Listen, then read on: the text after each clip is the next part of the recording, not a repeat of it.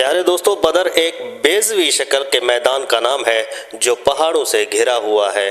یہ میدان وادی جلیل میں ہے اور اس کی لمبائی 5.5 میل اور چوڑائی 4.5 میل ہے۔ یہ مدینہ منورہ سے 80 میل کے دوری پر واقع ہے۔ دور رسالت میں آپ صلی اللہ علیہ وسلم میں تجارتی شاہراہ اور اسی میدان سے ہو کر گزرتے تھے۔ مکہ اور مدینہ جانے کے راستے بھی اسی مقام پر ملتے تھے۔ بحیرہ احمر کا ساحل یہی سے تقریباً 10 میل کے فاصلے پر ہے اور اس میدان کے شمال اور جنوب میں 2 سفیدی مائل پہاڑیاں ہیں جو ریت سے ڈھکی ہوئی ہیں۔ بدر کے مقام کو آج جو اہمیت حاصل ہے اس کی وجہ حق اور باطل کا وہ معرکہ جو 20 ہجری میں رمضان المبارک کے 17 تاریخ کو وقوع پذیر ہوا۔ اس وقوع میں حق کو بے مثال تاریخی فتح نصیب ہوئی اور باطل کو شرمناک شکست کا منہ دیکھنا پڑا۔ اس معرکہ سے اسلام کی فتح و نصرت کا آغاز ہوا۔ اسلام پوری آب و تاب سے ظاہر ہونا شروع ہوا۔ اس طرح غزوہ بدر ایک عظیم انقلاب کی بنیاد ثابت ہوا۔ پیارے دوستو، غزوہ بدر کا پس منظر سمجھنے کے لیے ضروری ہے کہ ہم تاریخ کے حوالے سے طلوع اسلام کی تحریک کا اجمالی جائزہ لیں۔ جناب رسول اللہ صلی اللہ علیہ وسلم نے ڈنکے کی چوٹ پر دین اسلام کی دعوت کا اعلان کیا۔ قدرتی طور پر مکہ میں 2 گروہ پیدا ہوئے۔ پہلی جماعت ان لوگوں کی تھی جنہوں نے دین اسلام قبول کیا، یہ تعداد میں تھوڑے تھے۔ دوسرا گروپ ان لوگوں کا تھا جنہوں نے دین اسلام کو ماننے سے انکار کیا، یہ تعداد میں زیادہ تھے۔ یہ دین اسلام کی مخالفت پر کمر بستہ ہو گئے۔ نتیجہ یہ ہوا کہ منکرین اسلام نے مسلمانوں پر جبر و تشدد اور ظلم و ستم کے پہاڑ توڑنا شروع کر دیے۔ پیارے دوستو، ایک طرف صبر و تحمل تھا اور دوسری طرف زور و جبر تھا۔ یہ کشمکش 13 سال تک جاری رہی۔ تب وہ آہستہ آہستہ اور خاموشی سے چوری چھپے مدینہ کی جانب ہجرت پر مجبور ہو گئے، یہاں تک کہ آخر میں محمد رسول اللہ صلی اللہ علیہ وسلم نے بھی حضرت ابوبکر صدیق کے ہمراہ مکہ کو خیر باد کہا اور مدینے کو آباد کیا۔ پیارے دوستو، اب مکہ کے قریشیوں نے خواہ مخواہ تاریخ کے وطن کو مدینے میں بھی چین اور سکھ سے رہنے نہ دیا۔ یوں ہوا کہ ہجرت کے دوسرے سال قریش کا ایک بہت بڑا تجارتی قافلہ شام سے مکہ کی طرف لوٹ رہا تھا۔ اس تجارتی قافلے کے ساتھ 50,000 اشرفیوں کا مال و اسباب تھا۔ مکہ کے ہر فرد نے اور ہر عورت نے اس تجارت میں اپنا سرمایہ لگایا ہوا تھا۔ یہ تجارتی قافلہ اس راستے سے لوٹ رہا تھا جو مدینے کے پاس سے گزرتا تھا۔ چونکہ مال و اسباب زیادہ تھا، محافظ کم تھے اور اس وقت جو حالات رونما ہو رہے تھے، اس وقت قافلے کے لوگوں کو یہ ڈر تھا کہ مسلمان کہیں چھاپا مار کر تجارتی مال و اسباب لوٹ نہ لے۔ ابو سفیان اس تجارتی قافلے کا سردار اور رہنما تھا جو مدینہ کے پاس سے گزر رہا تھا۔ اس نے حکمت عملی سے کام لیتے ہوئے قافلے کو بدر کے درے میں سے گزرنے سے پہلے ایک مقام پر ٹھہرا دیا اور خود تنہا بدر کے شہر میں آیا۔ چونکہ وہ یہاں سے اکثر گزرتا تھا، اس لیے وہ یہاں کے چپے چپے سے واقف تھا اور وہاں کے لوگوں کو بھی جانتا تھا۔ پیارے دوستو، بدر کے شہر میں آ کر وہ سب سے پہلے اپنے مقام پر پہنچا جہاں ایک کنواں تھا۔ شہر کا کوئی نہ کوئی فرد ہر وقت وہاں موجود رہتا تھا۔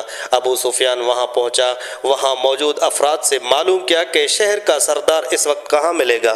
وہ اس سے جا کر ملا۔ اس نے بتایا کہ ابھی کچھ دیر پہلے 2 اونٹ سوار یہاں سے گزرے، انہوں نے کنویں پر ٹھہر کر پانی پیا، اپنے اونٹوں کو بھی پلایا اور آگے بڑھ گئے۔ اور سفیان اونٹوں کے قدموں کے نشان ڈھونڈتا ہوا آگے بڑھا۔ کچھ دور چلنے کے بعد اسے اونٹوں کی تازہ لید نظر آئی۔ اس نے لید کا ایک گولا اٹھایا، اسے توڑا، اس میں سے گھاس کی بجائے کھجور کی گٹھلیاں نظر آئیں۔ وہ سمجھ گیا کہ یہ اونٹ بدر کے نہیں بلکہ مدینہ کے ہیں، کیونکہ مدینہ والے اپنے اونٹوں کو گھاس کے بجائے کھجور کی گٹھلیاں کھلاتے ہیں۔ اس نشاندہی پر وہ سمجھ گیا کہ مدینہ کے مسلم ان کے تعاقب میں ہیں اور انہیں ڈھونڈ رہے ہیں۔ اس نے خطرے کی گھنٹی محسوس کی اور تیزی سے بھاگا ہوا اپنے قافلے میں جا پہنچا۔ ایک برق رفتار سانڈنی بردار کو اجرت دی، اسے مکہ کی طرف دوڑایا تاکہ اہل قریش مدد کو پہنچیں۔ سانڈنی سوار کو مکہ کی طرف روانہ کرنے کے بعد قافلے کو بحر احمر کے کنارے ایک منزل کے بجائے 2 منزل طے کرواتا ہوا مکہ کی سمت کوچ کر گیا اور اپنے قافلے کو مسلمانوں کے دسترس سے صاف نکال لایا۔ یہاں سانڈنی سوار نے مکہ پہنچتے ہی عرب کے قدیم دستور کے مطابق سانڈنی کے کان کاٹے، ناک چیری، کجاوا الٹا، اپنا کرتا آگے سے پھاڑا اور بین کرنے لگا: اے قریش کے لوگوں، اے مکہ کے باسیوں، اپنے تجارتی قافلے کی خبر لو۔ تمہارا تجارتی قافلہ مال و اسباب جو ابو سفیان کی قیادت میں آ رہا ہے، مقام بدر پر مسلمانوں کے زد میں ہے،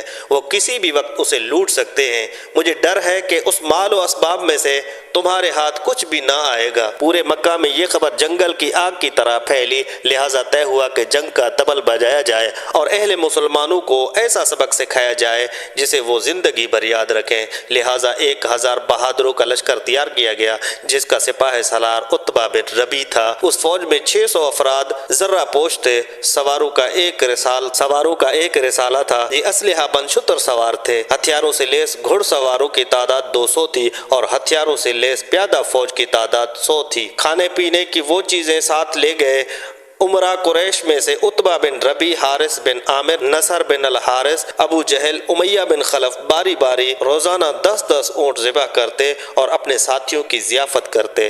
دل بہلانے کا ساز و سامان ہمراہ تھا۔ رات میں عیش و طرب کی محفلیں سجتی۔ غرض اہل قریش کا یہ لشکر مدینہ کی طرف روانہ ہونے کے لیے تیار ہوا تاکہ تجارتی قافلے کو مسلمانوں سے بچا کر لایا جا سکے، ان سے 2 ہاتھ بھی ہو جائیں اور انہیں سبق بھی سکھایا جائے۔ فوج کی روانگی کے وقت دشمنان اسلام نے، جن میں ابو جہل بھی تھا، کعبے کی دیوار پر ہاتھ رکھ کر دعا مانگی کہ اے رب کعبہ، دونوں میں سے جو دین تجھے زیادہ پسند ہو، دونوں لشکروں میں سے جو لشکر عالی ہو، دونوں جماعتوں میں سے جو جماعت زیادہ تقوی والی ہو، اور دونوں گروہوں میں سے جو گروہ زیادہ معزز ہو، فتح کا صحرا اس کے سر پر باندھنا۔ اہل قریش یہ دعا مانگتے وقت یہ جان رکھی تھی کہ وہ حق پر ہیں اور آپ صلی اللہ علیہ وسلم کے اصحاب کرام نعوذ باللہ حق پر نہیں ہیں، جبکہ وہ سب کفر و شرک، فسق و فجور میں مبتلا تھے۔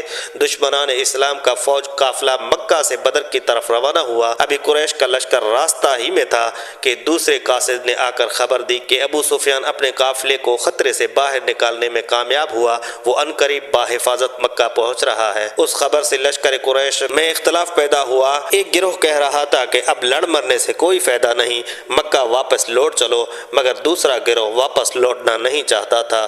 اس کی خواہش تھی کہ ہر حال میں مسلمانوں کا مقابلہ کیا جائے۔ ان میں ابو جہل پیش تھا۔ اس اختلاف کی وجہ سے بنی زہرہ، بنی احنس، بنی عدی بن کعب اور بنی ہاشم کے لوگ واپس لوٹ گئے۔ ابو جہل، عتبہ، امیہ بن خلف اور ان کے ہم خیال افراد مدینے کے مہاجرین و انصار کا زور توڑنے کے لیے بدر کی جانب بڑھے۔ اب ان کی تعداد 950 تھی۔ پیارے دوستو، نبی برحق حضرت محمد صلی اللہ علیہ وسلم حالات سے ہر وقت باخبر رہتے۔ آپ صلی اللہ علیہ وسلم کے علم میں یہ بات آ چکی تھی کہ ابو سفیان کا قافلہ مدینے کے پاس سے گزر رہا ہے اور اس قافلے کی مدد کے لیے اہل قریش کی مسلح افواج مدینے کی طرف روانہ ہو چکی ہے۔ یہ مدافعات کا وقت تھا، اپنا دفاع کرنا تھا، مدینے کے لوگوں کی جان، مال و اسباب، عزت و آبرو کی حفاظت کرنی تھی۔ لہٰذا آپ صلی اللہ علیہ وسلم نے مہاجرین و انصار کو ایک جگہ جمع کیا اور ان کے سامنے صورتحال رکھی کہ ایک طرف اہل قریش کا تجارتی قافلہ ہے جس کے پاس کروڑوں روپے کا مال و اسباب ہے، جو مدینے کے راستے مکہ کی طرف جا رہا ہے، اور دوسری طرف دشمنان اسلام کی فوج جنوبی راستے سے مدینہ کی طرف پیش قدمی کر رہی ہے۔